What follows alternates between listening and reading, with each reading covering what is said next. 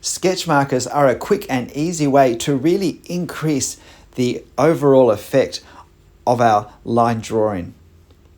In this video, I'm going to use some Copic sketch markers to really increase the effect of shade and shadow, to indicate the effect of local color, to create a three-dimensional effect on a two-dimensional sheet of paper, and also to create greater clarity and visual drama than in our scene than we would have if we strictly followed the reference photo.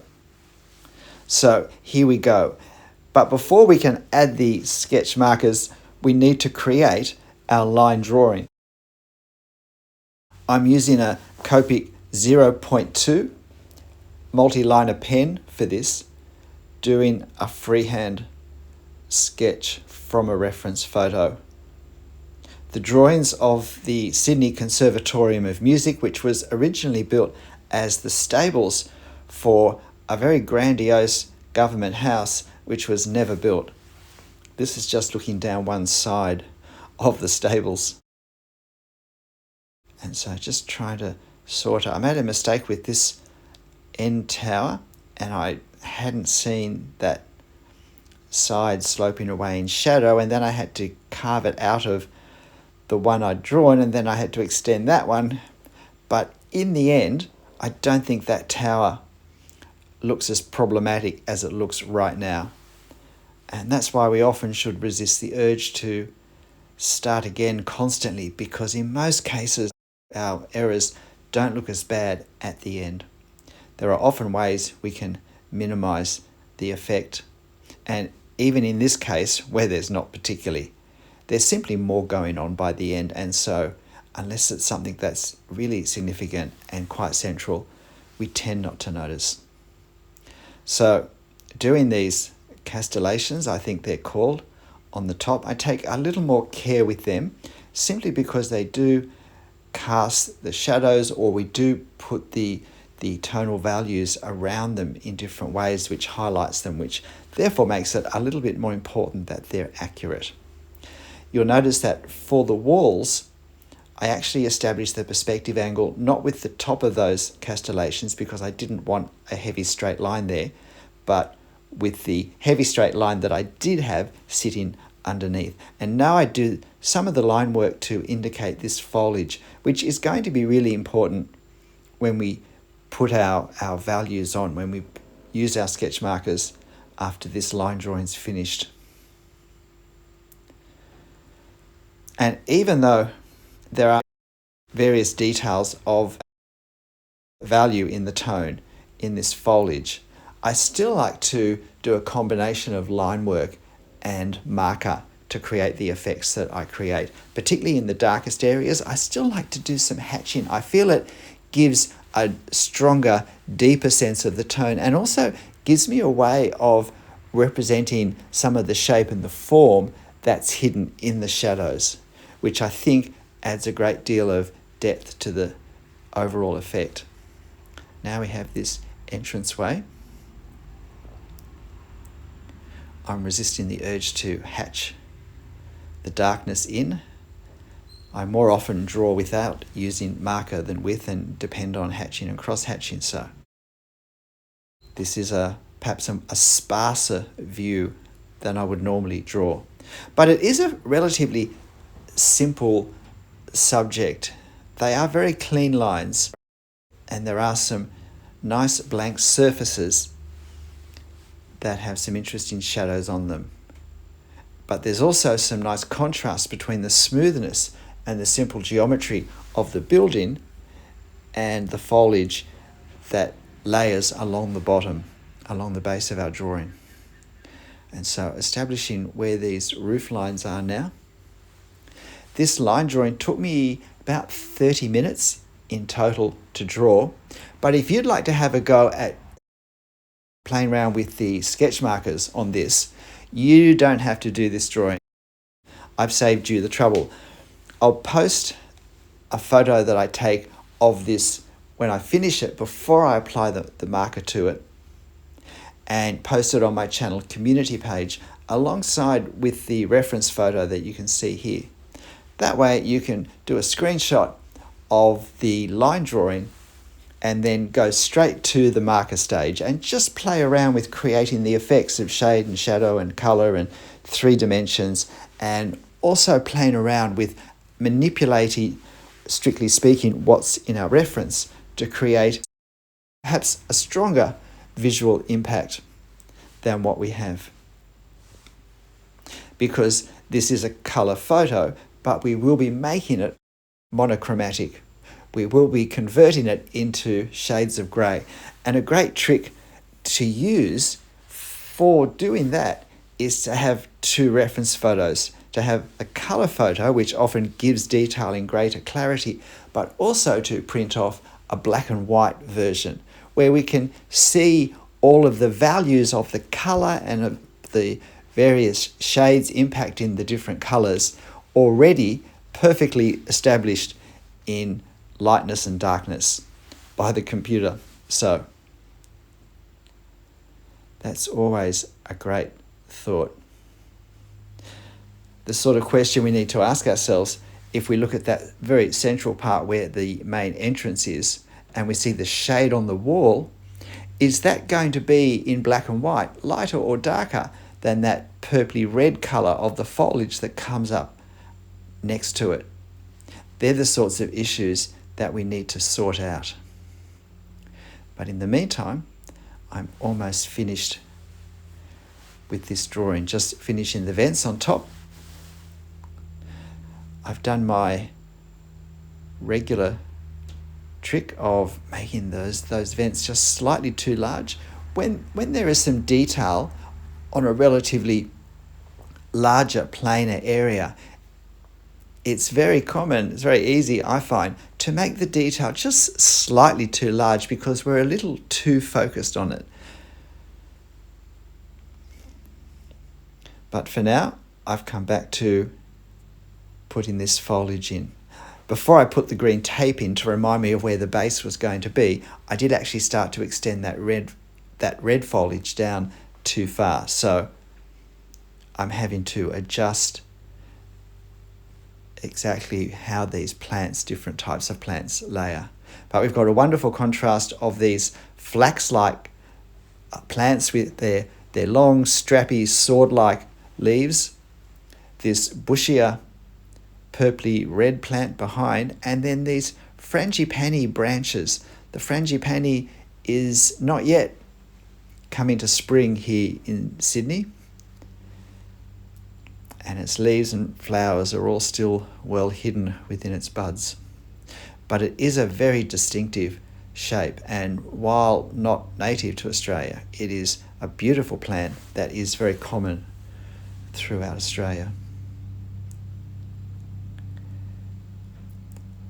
And so again, with all this foliage, I'm seeking to create the effect of the detail, not draw the detail. I have a playlist on that if you're interested in a shortcut way of drawing a lot more detail than you possibly could have time or energy or patience for.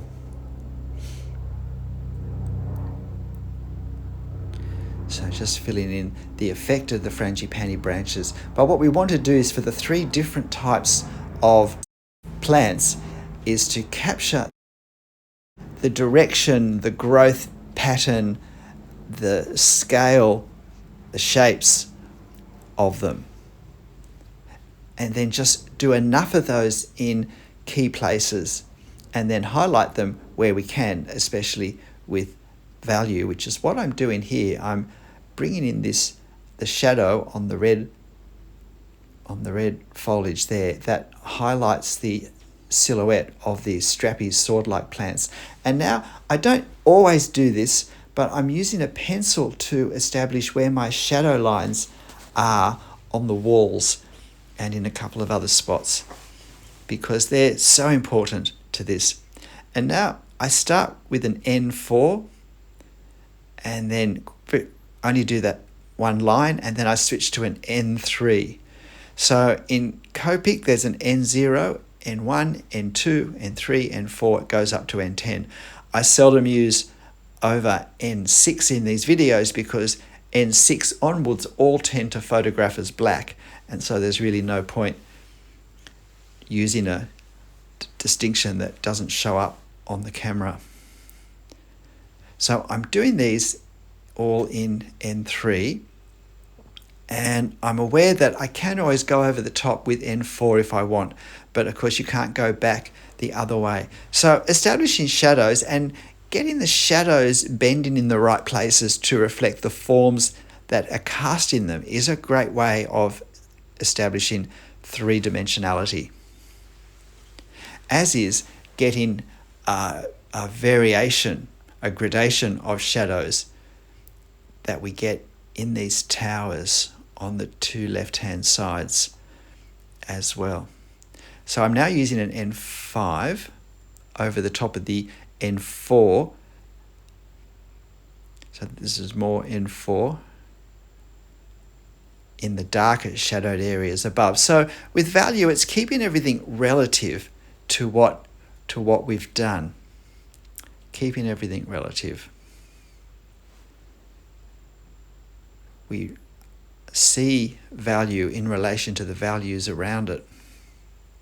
What we want to do is to avoid a lot of midtones close together, because visually they tend to all merge in value, and therefore it becomes harder to see exactly what they're on, because it sort of visually becomes one big blob, one large blob.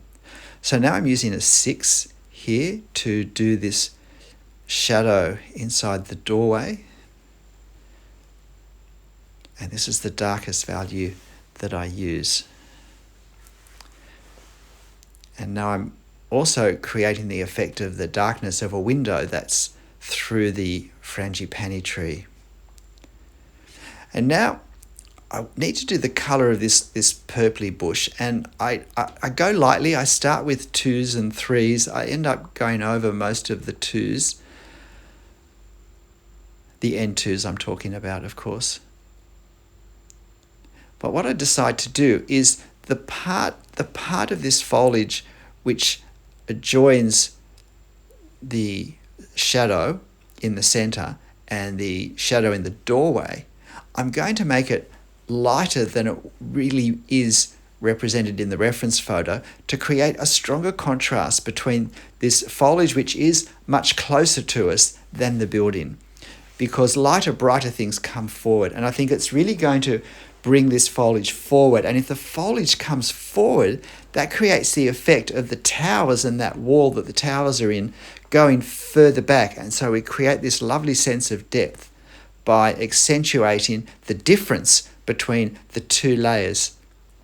I'm thinking of this as having basically 3 depths of plane. There's the foliage in front, there's the wall and the towers, and then there's the roof line and going back from the roof line over the roof.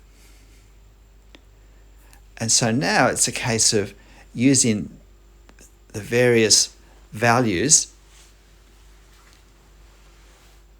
to represent the shape, the form of the plants. And this is where we use our values to really get a roundedness, a three-dimensionality in our plants. Really adds to the sense of 3 dimension that our line gives us.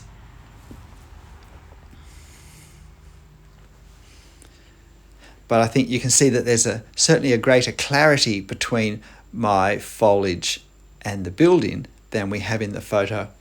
That does create a lovely sense of 3 dimensions, more so than what we see in the photo. And when we copy a photo, the loss of 3 dimensions is what we get by using one lens of the camera. And so I think one of the challenges is always to put 3 dimensions back into it. I'm just now doing the final elements in those towers on the front, which was put in, I think, some N1. I think it was the only N1 I used, was just to do the fronts of the towers, because it's actually the right-hand side that is catching the light fully on. And then it's a case of removing the tape and just doing those last touch-ups. So what do you think? Do you think we have a sense of shade and shadow? Do you think we have a sense of the local colour? I did the roof that light colour simply to represent the light grey of the roof, but also creating depth and creating a greater clarity in 3 dimensions. G'day, I'm Stephen Travers. Look, I hope you found this interesting, and I really hope you have a go. I've made it as easy as I can. You can go to my community page, as I said, screenshot and print off a copy of the line work of this scene, and then all you have to do is go straight to the sketch markers, go straight to applying the markers and the tone and creating the values that really add a great deal of dramatic interest to this scene. But look, whatever you draw and however you draw it and however you add markers to it, make sure you have fun. I'll see you next time. Bye.